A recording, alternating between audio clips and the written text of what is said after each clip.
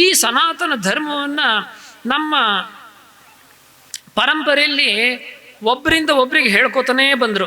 ಅದನ್ನೇ ಭಗವಂತ ಹೇಳ್ತಾನೆ, ಇಮಂ ವಿವಸ್ವತೆ ಯೋಗಂ ಪ್ರೋಕ್ತವಾನ್ ಅಹಮವ್ಯಯಂ ವಿವಸ್ವಾನ್ ಮನವೇ ಪ್ರಾಹ ಮನುಹು ಇಕ್ಷ್ವಾಕವೇ ಬ್ರವೀತ್. ಈ ಯೋಗವನ್ನು, ಧರ್ಮ ಯೋಗವನ್ನು ಭಗವಂತ ಮೊದಲು ಇಮಂ ವಿವಸ್ವತೆ, ವಿವಸ್ವಾನಕ್ಕೆ ಹೇಳ್ದ, ಅವನು ತನ್ನ ಮಗನಿಗೆ ಹೇಳ್ದ, ಅದರಿಂದ ಅವನ ಮಗನ ಮುಖಾಂತರ ಇಕ್ಷ್ವಾಕುವರೆಗೆ ಬಂತು ಅಂತ ಹೇಳಿ ಕಡೆಗೆ ಒಂದು ಮಾತು ಹೇಳ್ತಾನೆ, ಇಮಂ ಪರಂಪರಾ ಪ್ರಾಪ್ತಂ. ಈ ರೀತಿಯಾಗಿ ಪರಂಪರೆಯಿಂದ ಬಂದಂತಹ ಧರ್ಮವನ್ನು ಈಗ ನಷ್ಟ ಆಗಿತ್ತು ಅನ್ನೋದಕ್ಕೋಸ್ಕರ ಮತ್ತೊಮ್ಮೆ ನಿನಗೆ ನಾನು ವಿವರಣೆ ಮಾಡ್ತಿದ್ದೀನಿ ಅಂಥೇಳಿ ಅಂದಮೇಲೆ ನಮ್ಮ ಧರ್ಮ ಅನಾದಿ ಕಾಲದಿಂದನೇ ಇಲ್ಲಿ ಇತ್ತು. ಅದನ್ನು ಪರಂಪರೆಯಿಂದ ಉಪದೇಶದ ಮೂಲಕ ರಕ್ಷಣೆ ಮಾಡ್ಕೋತಾನೇ ಬಂದು ಇವತ್ತಿನವರೆಗೂ ತಂದರು ಅಂಥೇಳಿ. ಅದಕ್ಕೋಸ್ಕರನೇ ನಮ್ಮ ಧರ್ಮಕ್ಕೆ ಒಂದು ಪರಂಪರೆ ಇದೆ. ಆ ಪರಂಪರೆಯನ್ನು ಸಂರಕ್ಷಣೆ ಮಾಡಿಕೊಂಡು ಹೋಗೋದು ಎಲ್ಲರ ಕರ್ತವ್ಯ ಆಗಿರುತ್ತೆ.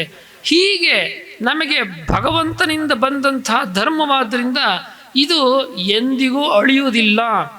ಇಂದೂ ಇತ್ತು, ಇವಾಗಲೂ ಇದೆ, ಮುಂದೂ ಇರುತ್ತೆ. ಅದಕ್ಕೋಸ್ಕರನೇ ಇದಕ್ಕೆ ಸನಾತನ, ನಾಶವಿಲ್ಲದ ಧರ್ಮ ಅಂಥೇಳಿ ಅನ್ವರ್ಥ ನಾಮ ಇತ್ತು.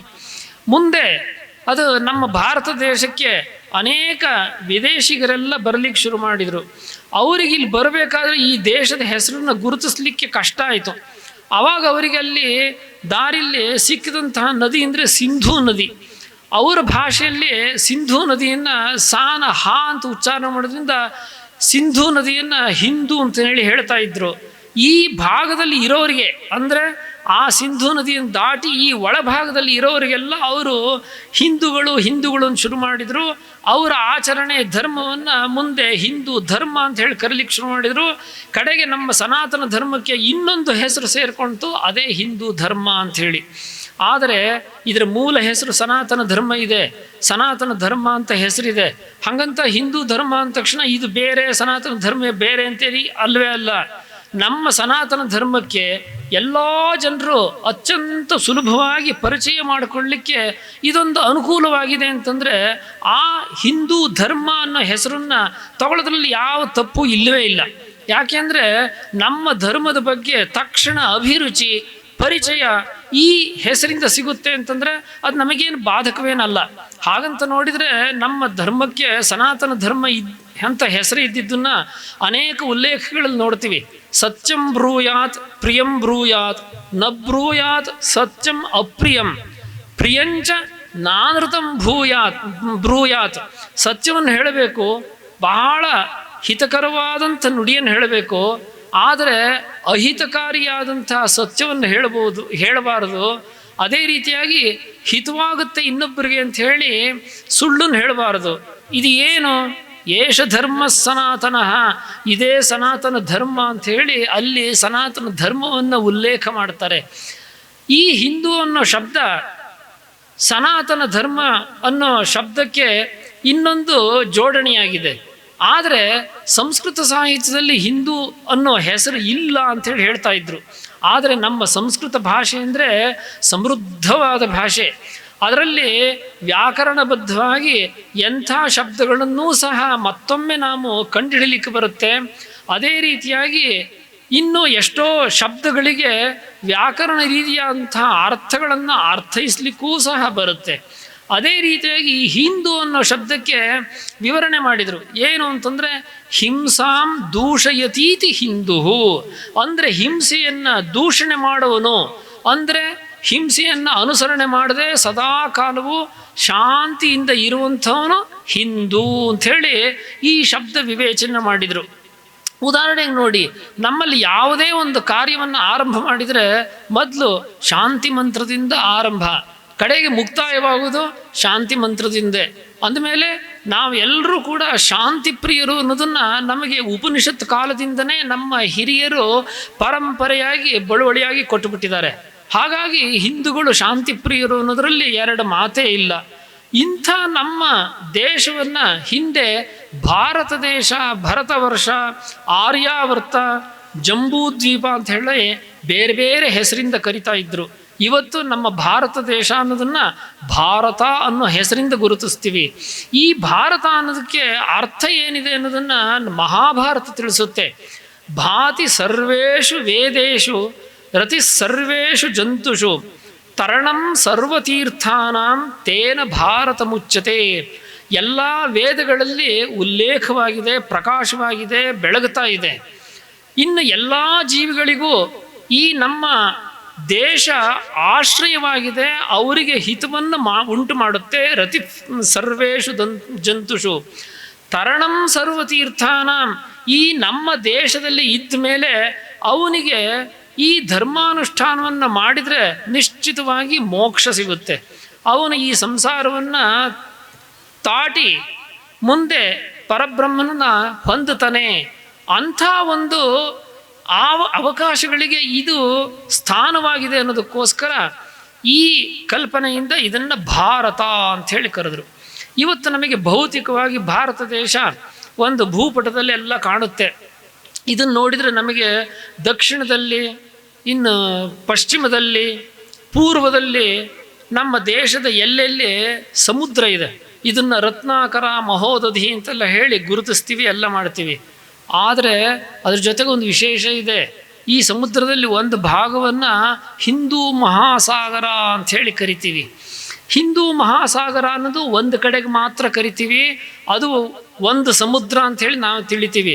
ಆದರೆ ನನಗನ್ನಿಸುತ್ತೆ ನಮ್ಮ ದೇಶದ ಹೊರಗೆ ಹೆಂಗೆ ಹಿಂದೂ ಮಹಾಸಾಗರ ಇದೆಯೋ ಅದೇ ರೀತಿಯಾಗಿ ನಮ್ಮ ದೇಶದೊಳಗೂ ಸಹ ಹಿಂದೂ ಮಹಾಸಾಗರ ಇದೆ ಅಂಥೇಳಿ.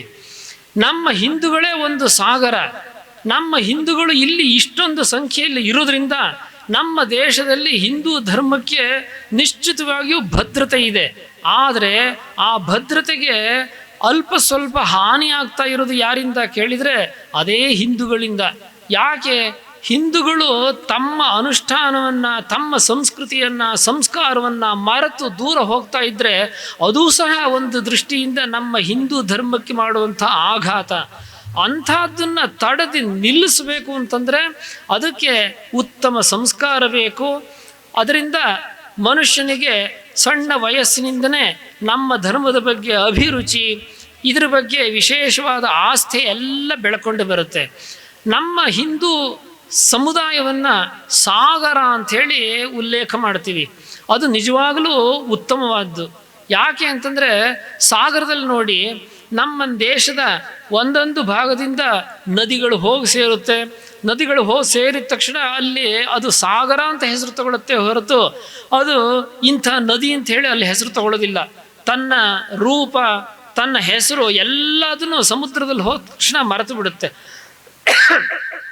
ಅದೇ ರೀತಿಯಾಗಿ ಎಷ್ಟೋ ಕಲ್ಮಶಗಳು ಸಮುದ್ರವನ್ನು ಸೇರುತ್ತೆ. ಆದರೆ ಆ ಸಮುದ್ರ ಅದನ್ನೆಲ್ಲ ಆರಗಿಸಿ ಜೀರ್ಣ ಮಾಡಿ ಶುದ್ಧವಾದ ನೀರನ್ನೇ ಕೊಡುತ್ತೆ. ಕುಡಿಲಿಕ್ಕೆ ಬರೋದಿಲ್ಲ, ಆದರೆ ಅದರಿಂದ ಬೇರೆ ಬೇರೆ ಉಪಯೋಗಗಳೆಲ್ಲ ನಮಗೆ ಆಗುತ್ತೆ. ಹೀಗೆ ನಮ್ಮ ದೇಶದಿಂದ ಹೊರ ಹೋಗುವಂಥ ಕಲ್ಮಶಗಳನ್ನು, ನದಿಗಳನ್ನು ಎಲ್ಲದನ್ನು ತನ್ನಲ್ಲಿ ಸೇರಿಸ್ಕೊಂಡು ಸಾಗರ ಅನ್ನೋ ಹೆಸರೇ ತಗೊಳುತ್ತಲ್ವ, ಅದೇ ರೀತಿಯಾಗಿ ನಮ್ಮ ಹಿಂದೂ ಧರ್ಮವೂ ಸಹ ಒಂದು ಸಾಗರ ಇದ್ದಂಗೆ. ನೀವು ಉದಾಹರಣೆಗೆ ನೋಡಿ, ನಮ್ಮ ದೇಶದ ಮೇಲೆ ಆಕ್ರಮಣ ಅನ್ನೋದು ಆರಂಭದಿಂದ ನಡೀತಾ ಬಂತು. ಅದೆಷ್ಟೋ ಸಾವಿರ ವರ್ಷದಿಂದ ಬಂದವರೆಲ್ಲ ಯಾರು?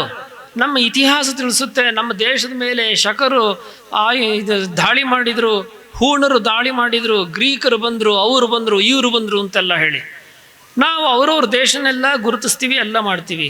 ಕೆಲವಷ್ಟು ಜನ ಎಲ್ಲ ಇಲ್ಲೇ ಬಂದು ಇಲ್ಲೇ ಉಳ್ಕೊಂಡ್ರು, ಅಂಥವ್ರಲ್ಲಿ ಶಕರು, ಹೂಣರು. ಆದರೆ ಇವತ್ತು ಎಲ್ಲರೂ ಒಬ್ಬರನ್ನ ಇವರು ಶಕರು, ಇವರು ಹೂಣರು ಅಂಥೇಳಿ ತೋರಿಸ್ಲಿಕ್ಕೆ ಆಗುತ್ತಾ ಕೇಳಿದರೆ ಆಗುವುದಿಲ್ಲ. ಯಾಕೆಂದರೆ ಅವ್ರು ಬಂದವರೆಲ್ಲ ಇಲ್ಲೇ ಇದ್ಕೊಂಡು ಇಲ್ಲಿಯ ನಮ್ಮ ಸಂಸ್ಕೃತಿಯನ್ನೆಲ್ಲ ನೋಡಿ ಕಲಿತು, ನಮ್ಮ ಧರ್ಮವನ್ನೆಲ್ಲ ಕಲಿತು, ನಮ್ಮ ಧರ್ಮದಲ್ಲಿ ನಮ್ಮ ಸಂಸ್ಕೃತಿಯಲ್ಲಿ ಬೆರೆತು ಹೋಗಿ ಅದನ್ನೇ ಅನುಷ್ಠಾನಕ್ಕೆ ತಗೊಂಡು ಬಂದು ಕಡೆಗೆ ಪೂರ್ಣವಾಗಿ ಅವರು ಸಹ ಹಿಂದೂವಾಗಿ ಉಳ್ಕೊಂಬಿಟ್ರು. ನಮ್ಮ ಹಿಂದೂ ಧರ್ಮದಲ್ಲಿ ಶಕರು, ಹೂಣರು ಎಲ್ಲ ಐಕ್ಯವಾಗಿ ಹೋಗ್ಬಿಟ್ರು. ಮುಂದೆ ನಡೆದಿದ್ದೇನು? ನದಿಯೆಲ್ಲ ಹೋಗಿ ಸಾಗರಕ್ಕೆ ಸೇರಿ ಅಲ್ಲಿ ಹೆಸರನ್ನೆಲ್ಲ ಕಳ್ಕೊಂಡು ಸಾಗರ ಆದಂಗೆ ಈ ಬೇರೆ ಬೇರೆ ಕಡೆಯಿಂದ ಬಂದ ಶಕರು, ಹೂಣರು ಎಲ್ಲರೂ ಸಹ ನಮ್ಮ ಸನಾತನ ಹಿಂದೂ ಧರ್ಮದಲ್ಲಿ ಸೇರಿಕೊಂಡು ಅವರು ಹಿಂದೂ ಆಗಿಬಿಟ್ರು. ಅಂದಮೇಲೆ ನಮ್ಮ ಹಿಂದೂ ಧರ್ಮ ಅನ್ನೋದು ಸಾಗರಕ್ಕಿಂತ ಏನು ಬೇರೆ ಅಲ್ಲ ಅನ್ನೋದು ಇದರಿಂದ ನಮಗೆ ಗೊತ್ತಾಗುತ್ತೆ. ಇಂಥ ಉತ್ತಮ ಹಿಂದೂ ಧರ್ಮ ನಮಗೆ ಸಿಕ್ಕಿದೆ ಅಂತಂದರೆ ಅದನ್ನು ಹೆಮ್ಮೆಯಿಂದ ನಾವು ಅನುಷ್ಠಾನ ಮಾಡಬೇಕು. ಈ ರೀತಿಯ ಇನ್ನಷ್ಟು ವಿಡಿಯೋಗಳು ನಿಮಗೆ ಸಿಗಬೇಕೇ? ಹಾಗಾದ್ರೆ ಈಗಲೇ ನ್ಯೂಸ್ ಮಲ್ನಾಡ್ ಚಾನೆಲ್ನ ಸಬ್ಸ್ಕ್ರೈಬ್ ಆಗಿ, ಕೆಳಗಿರೋ ಸಬ್ಸ್ಕ್ರೈಬ್ ಬಟನ್ ಮೇಲೆ ಕ್ಲಿಕ್ ಮಾಡಿ ಉಚಿತವಾಗಿ ಸಬ್ಸ್ಕ್ರೈಬ್ ಆಗಿ. ನಿಮ್ಮ ಒಂದೊಂದು ಸಬ್ಸ್ಕ್ರೈಬ್ ಕೂಡ ನಮಗೆ ಬೆಂಬಲ, ಸ್ಫೂರ್ತಿ.